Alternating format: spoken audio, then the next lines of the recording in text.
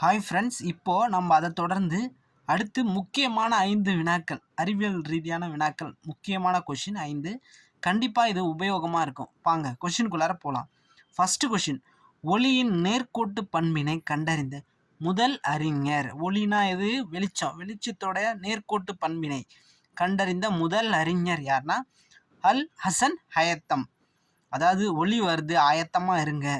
அல் ஹசன் ஹயத்தம் ஒளியின் நேர்கோட்டு பண்பினை கண்டறிந்த முதல் அறிஞர். சரிங்களா? அடுத்தது இரண்டாவது கொஷின், ஆரம்பத்தில் சூரியனின் இயக்கத்தை பதிவு செய்யப்பட்ட கருவி எதுனா? ஆரம்பத்தில் ஃபஸ்ட்டு சூரியனின் இயக்கத்தை பதிவு செய்யப்பட்ட கருவி எதுனா ஊசித்துளை கேமரா. சரிங்களா?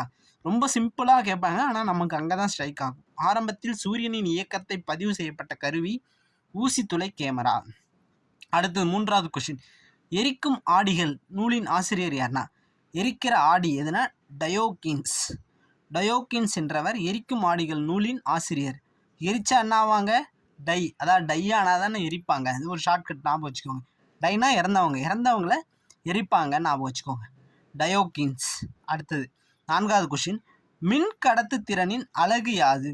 மின் கடத்து திறனின் அலகு சீமென்ஸ் மீட்டர்.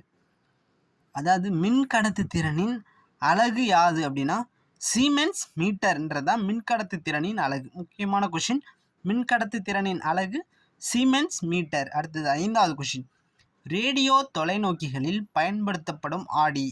பரவளைய ஆடி. முக்கியமான கொஷின், ரேடியோ தொலைநோக்கிகளில் பயன்படுத்தப்படும் ஆடி. நம்ம குழியாடி குவியாடி பற்றி பார்த்தோம் முன்னாடி இருக்கிற வீடியோவில். இப்போ பரவளைய ஆடின்னு ஒன்று வந்திருக்கு பாருங்க. ரேடியோ தொலைநோக்கிகளில் பயன்படுத்தப்படும் ஆடி பரவளைய ஆடி. கண்டிப்பாக இது நல்ல கொஷின். ஒரு 5 கொஷின் இது தரமாக ஒரு வீடியோவிலையும் உங்களுக்கு தேர்ந்தெடுத்த வினாக்கள் விடைகள் நம்ம கொடுத்துக்கிட்டு இருக்கோம். அடுத்த 5 கொஷினை பார்க்கலாம். தேங்க்யூ. உங்களுக்கு முடிஞ்ச அளவுக்கு எந்த அளவுக்கு நீங்கள் சப்போர்ட் பண்ணமோ நீங்கள் சப்போர்ட் பண்ணுங்கள் ஃப்ரெண்ட்ஸ். Thank you friends.